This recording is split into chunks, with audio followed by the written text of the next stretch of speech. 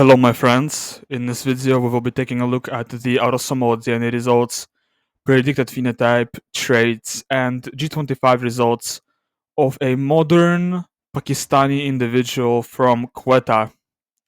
Quetta, I'm not sure how to pronounce it. It's a city in southwest of Pakistan, and this individual from Quetta seems to be Baloch.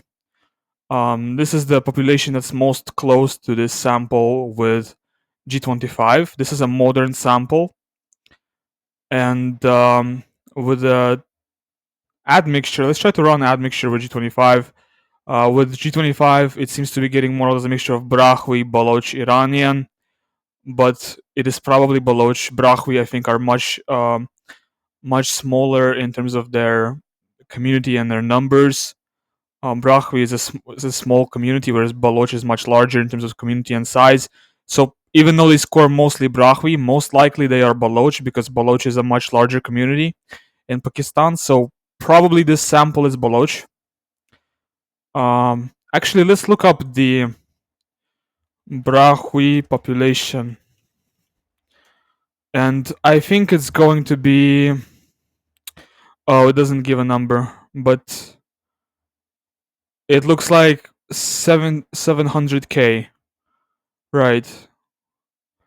From 1996, 700k. But Baloch will be a lot higher. Let's look up Baloch.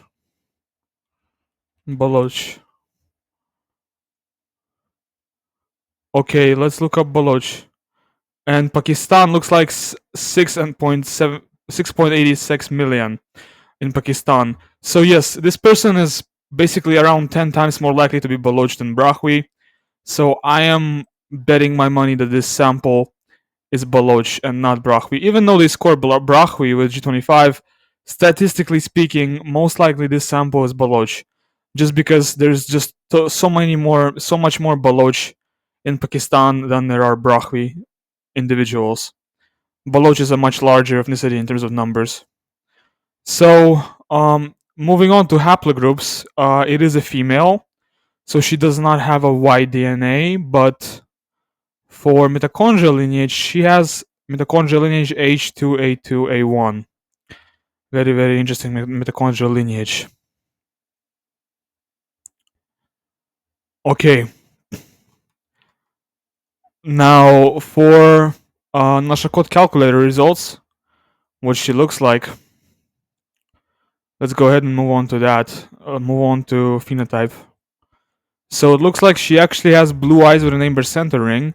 And this is the reason that this person sent me this file. It's because this sample is very special. It is a very special sample. It's got very light pigmentation. Atypical pigmentation for somebody from Pakistan, for sure. Very, very low likelihood for brown eyes or dark brown eyes. Very low likelihood for that. For hair color, she is scoring dark blonde hair at 41.7% likelihood. And for skin color, she's scoring white skin at 86% likelihood. So she's got white skin, dark blonde hair, and blue eyes with an amber center ring, most likely as her phenotype. In regards to her hair texture, it looks like she most likely has curly or wavy hair texture, and for nose shape, she has intermediate nose shape, somewhere between Greek and snub-shaped nose, which kind of is typical for Europeans and West Asians and people of, I guess, Pakistan as well, to have an intermediate nose shape between these two. But I would say that for people in West Asia, especially people from Balochistan, it is quite typical to have the nose shape that's on the left. The Greek nose shape, I would say, is more common in this region than the snub nose shape. But she seems to be intermediate between the two. Now, when it comes to coloring related variants found in the file, you can see she's got all light color variants in the HERC2 region, so she's got all the blue eye haplotypes. She's got heterozygous gene for BH3, but she's got BEH2, and she's got BEH1. So we can already know that with SNP3 she would score blue eyes. With Y-sex she would also score blue eyes, probably blonde hair as well. We will find out that in a couple seconds. Actually, no, with Y-sex she would not score blonde hair because of this genotype, but she would probably score brown hair with Y-sex. But with SNP3 she would still score blonde hair. But because of this genotype with Y-sec, I think she would score brown hair instead. But she would score blue eyes with both Y-sec and snipper 3, as well as my tool. Actually, my tool is the only tool where she doesn't score blue eyes. As you can see with my tool, she only has a 6.085% odds for blue eyes. With my tool, she's scoring blue eyes with an amber centering, which is different from blue eyes. So I suppose my tool is the only tool where she's scoring something that's not blue eyes as the largest percentage. And does she have any variants for ginger hair in MC1R? No, she does not. No ginger hair variants in MC1R. Okay, let's see what she scores for. Well, for eye color with snipper 3, I don't find that reasonable to look up because it makes no sense to look that up. We already know it's going to be blue, but I think it would be interesting to look up. Nah, hair's going to be blonde. Let's look up skin because the SLC45A2 variant might influence the skin color result a little bit. I'm going to look up all 3 traits actually, just because why not? Yeah, so skin color is white with snipper 3. Alright, let's look up all 3 traits, just because why not? Let's look up the eye color with snipper 3. We are going to do all 3 traits, the whole 9 yards. My mouse is lagging. Okay. Why is it lagging so badly? I don't know. What? Okay, go. So for eyes it's blue, and now we're gonna do hair. We're gonna do hair now. Hold on. Something's going on with my mouse. Okay, we're gonna do hair now. Okay, hair. What? Okay. And for hair, it is blonde. So with snipper 3, she's scoring blonde hair, blue eyes, and white skin. I might need to edit that actually because this was so weird. I had some kind of lag with my mouse. It was like it was not letting me move it. Let me edit that. So now we're moving on to phenotype oracle, and as you can see, for the phenotype oracle, this sample is looking very, very exotic for somebody from southwest Pakistan. The two-way phenotype oracle looks very interesting because even though the top phenotype here may be passing for Pakistani, maybe there's Baloch people in Pakistan who look like this phenotype, but the phenotype on the bottom here does not pass for Pakistani whatsoever. So this individual, this find is very, very special because this individual from Pakistan is definitely an outlier in terms of their phenotype. Her phenotype, I keep forgetting it's a female. Her phenotype is extremely. I might have been referring to her as a he in my previous section on Nashakot results. I apologize if I were, but her phenotype is extremely uncommon and atypical for her ethnicity. And this is actually the reason I'm making this video because it's just so uncommon and so weird. You can run this file, and by the way, the link to download this file, to buy this file on my PayHip will be in the description of this video. You can try to run this file through some admixture calculators. It scores like a typical Baloch individual, Baloch or Brahwi. They're pretty much interchangeable in terms of admixture and ancestral components. But in terms of their appearance and the appearance of the sample, the appearance is completely uncommon and unusual for somebody from this region of the world. I suppose the closest phenotype would be the closest ethnicity that you can find this phenotype in is probably Kurdish. There's probably some Kurds who have a phenotype like this, but I cannot imagine a Baloch individual who has a phenotype like this. I simply cannot imagine Baloch people with this type of phenotype. And the third phenotype that comes up here, it's even further. The third phenotype is just straight up European.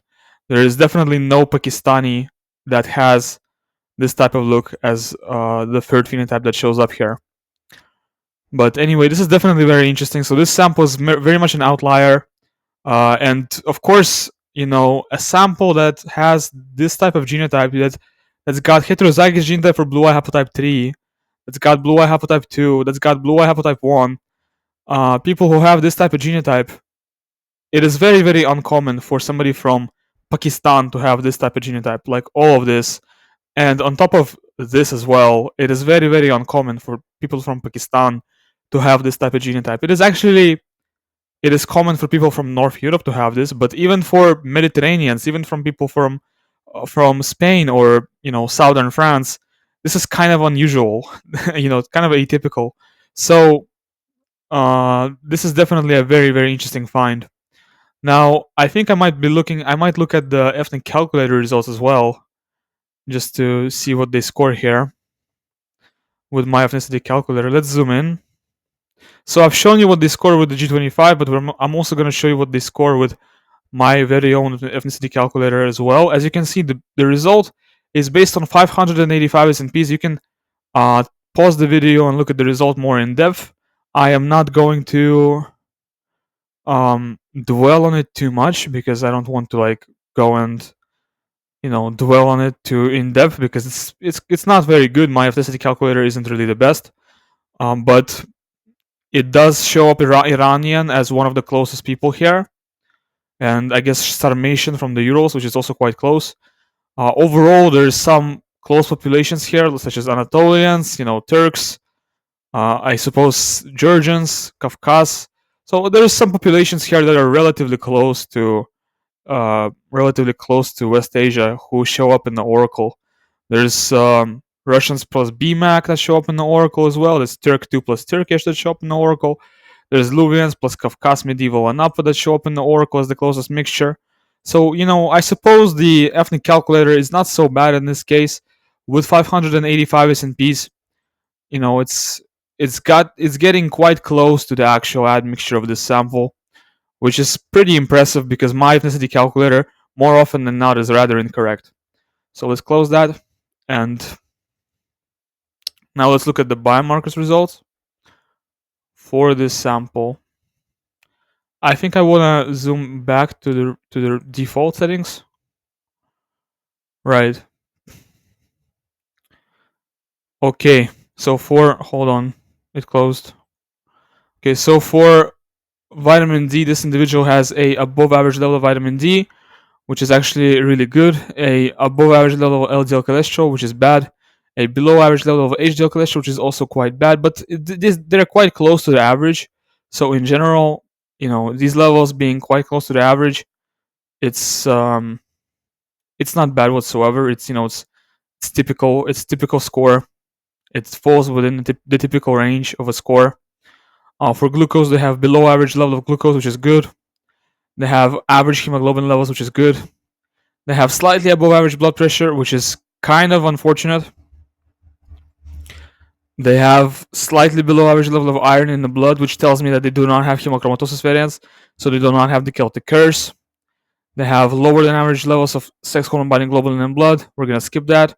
They have lower levels of telomere length, so they have predisposition to a shorter lifespan, and they have predisposition to shorter height. Cool. Alright, now let's look at the polygenic risk scores. And something is weird with my mouse today, actually. My mouse is just going nuts.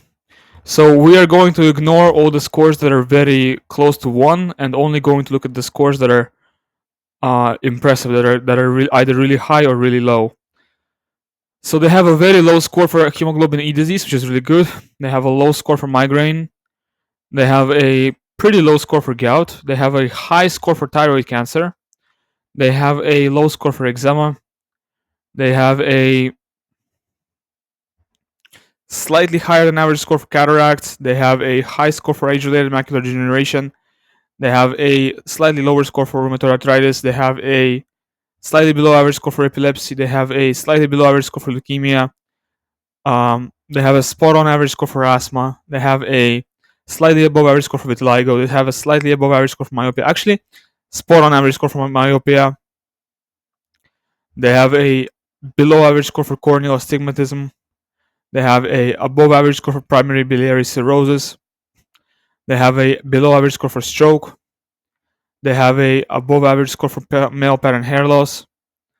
They have a above average score for atrial fibrillation. They have an average score for cardiovascular issues panel. They have an average score for ADHD. They have an average score for unipolar depression. They have an average score for bipolar type 1. They have an average score for schizophrenia. I'm using Northern Europeans as the reference for schizophrenia here instead of Sub-Saharan Africans because I believe that Northern Europeans are a closer population reference to Baloch people than Sub-Saharan Africans are. They score slightly below average for type 2 diabetes and type 1 diabetes. They score below average for Alzheimer's. They score below average for multiple sclerosis. They got 3 risk ratings for breast cancer out of 8, which is, I think these are in BRCA genes. They have lower than average odds for prostate cancer and very high odds for brain cancer. So we might want to look at that. There's panels for that. They have 12 risk variants out of 20 for testicular cancer, and they have all the risk variants in keto G. Okay, so for testicular cancer, they have pretty much typical score for any European or West Eurasian. Europeans, West Eurasians, they typically have the same genotypes in keto G as this individual does. So it's very typical for people of European and West Eurasian descent to have these exact risk variants for testicular cancer in the keto G gene. They got 3 risk variants for celiac disease out of 12. They have 4 risk variants for Crohn's disease out of 26, but none of them are marked as important. And they actually have 1 risk variant for Parkinson's out of 6, and this one is quite rare. So there is some predisposition to Parkinson's, but this might be a miscall actually.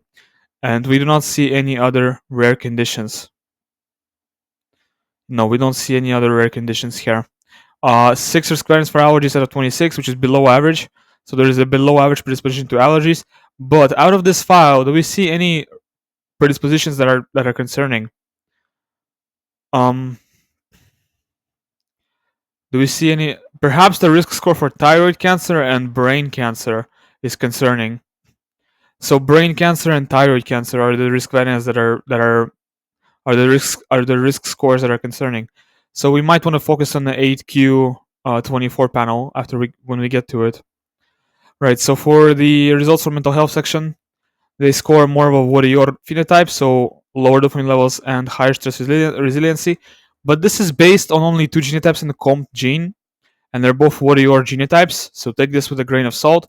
This file did not have a lot of relevant genotypes in the COMT, MAOA, and MAOB genes. So this whole panel results for warrior versus warrior was based on only 2 SNPs, and both of them are warrior SNPs. So because of that, this individual scores warrior. But in reality, if this sample had more data for COMT and MAOA and MAOB, this result might look very different. For DRD2, they score intermediate number of dopamine D2 receptor sites in the brain, so intermediate predisposition to such conditions as bipolar and schizophrenia. For levels of 5-HT and serotonin, they score intermediate levels of 5-HT and serotonin, so intermediate predisposition to anxiety and depression. Okay, looks like they have a higher or intermediate odds of autism. Looks like they have a lower odds of lactose intolerance, which is very interesting. That's because they actually have they're heterozygous for the European lactose persistence mutation, and they're probably not lactose intolerant. That is very interesting. How are they heterozygous for the European lactose persistence mutation when their autosomal DNA looks like this, when they don't have any European ancestry whatsoever? So how do they have this European lactose persistence mutation that showed up in Europe in like late Bronze Age and started spreading and pretty much started spreading in the Iron Age, not earlier than that?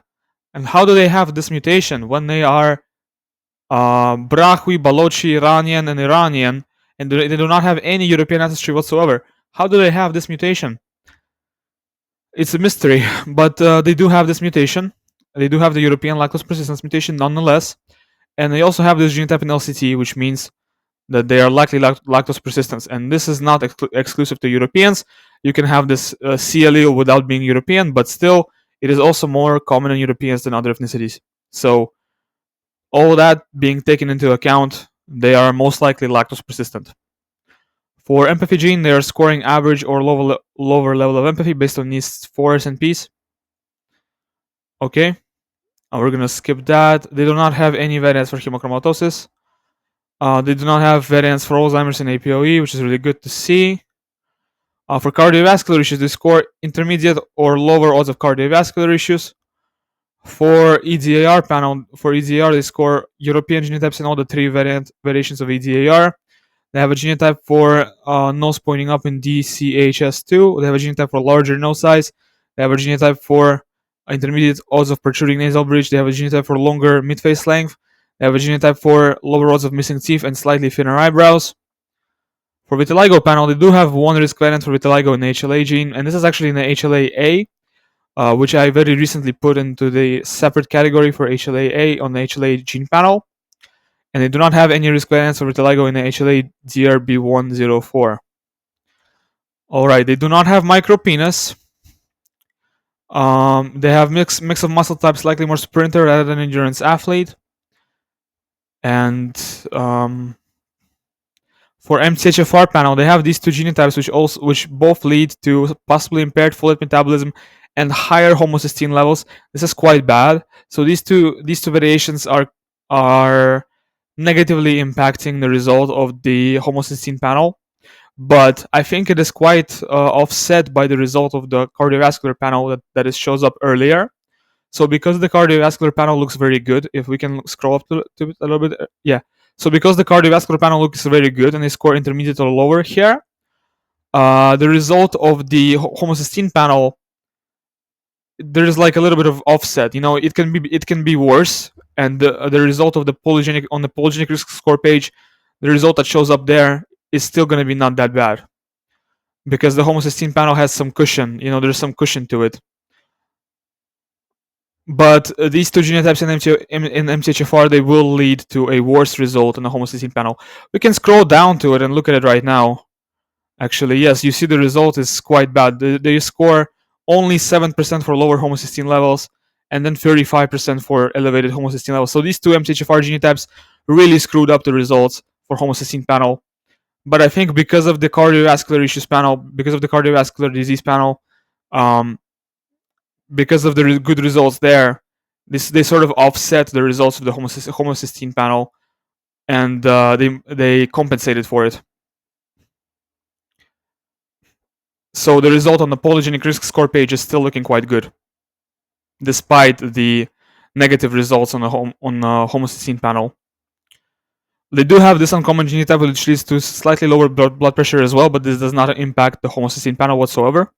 And for cancers panel, they are scoring intermediate or slightly higher odds of epithelial cancers. I was sort of expecting that, actually, because their genotypes for thyroid and, well, thyroid is unrelated, but glioma is directly related to 8q24. So in 8q24, they have quite a lot of risk variants for various cancers. But there is also a lot of genotypes that are good. There's also a lot of genotypes that are quite good. So these are good. These are good.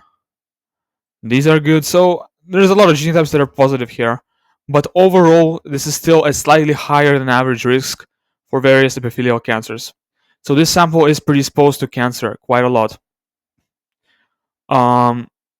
Testicular cancer, even breast cancer, because you have to consider the coverage of the sample. These are the only variants that show up, and they got risk variants in these two. The only variants that show up and they got risk variants here. So if you consider the coverage of the sample, this sample has a very high predisposition to various cancers. Glioma, maybe not so much for prostate, but for breast, testicular, other cancers, thyroid cancer, very high predisposition. What about leukemia? Let's look at leukemia. No, not leukemia, but various epithelial cancers for sure, because leukemia is not an epithelial cancer. But epithelial cancers, this sample has a very high predisposition to those cancers, and we have to consider that. So probably, if I had to put something in a thumbnail for this sample, I would probably put predisposed to epithelial cancers for this sample. That's the one thing the sample is predisposed to. No predisposition to hemoglobin E disease. There's higher odds of eosinophilic esophagitis, but none of this is too damning. None of this is too, shocking or surprising. Then there is no risk variance for celiac disease and HLA gene, really good to see. For Crohn's disease, no risk variance for Crohn's disease and NOD2. Kahneman syndrome, nothing shows up. They have one protective variant from HIV and HLA-C, which is really good to see. And for HLA gene panel, they score actually lower odds of autoimmune disease, which is really good to see. So they have some protection from autoimmune disorders. And for Okay, for muscular dystrophy myopathies, no risk variance for that, no risk variance for ADL either. Color blindness panel, no risk variance, and OPN1SW. FTO gene panel, they have a predisposition to intermediate odds of obesity based on 1, 2, 3, 4, 5, 6, 7 SNPs. For syncope panel, based on 5 SNPs, they have slightly above average odds for syncope. Not even slightly above average, just straight up average odds for syncope based on 5 SNPs. For biotraits panel, they have one copy of the hunter-gatherer and one copy of their farmer variant of CLTCL1 gene variant, which leads to intermediate ability to process carbs and sugars. They got wet earwax and normal or smellier body odor, and normal colostrum, which is typical for non-East Asians. They have lower predisposition to anger. And for blood group panel, it looks like they have blood type O, very, very definite prediction at 96.5% likelihood. The other blood types here that are type A and type B, which show up at 2.18% and 1.29% respectively. So they definitely do not have blood type A or type B. Definitely do not have blood type AB. Most likely this individual has blood type O at 96.5% likelihood for the probability of blood type O. Well, this is the result of Baloch individual modern Baloch sample from Quetta in Pakistan. I was told it was from Quetta. I don't know exactly where this sample came from. Somebody sent it to me on Discord, but they told me it's from Quetta, Pakistan. And there you go. Covered a modern sample from Pakistan for you. Now, thanks for watching my video until the very end. Make sure you check out the description of the video. There's going to be a lot of really cool links in the description of the video as always. And just make sure you leave a like and subscribe if you enjoyed it. And goodbye.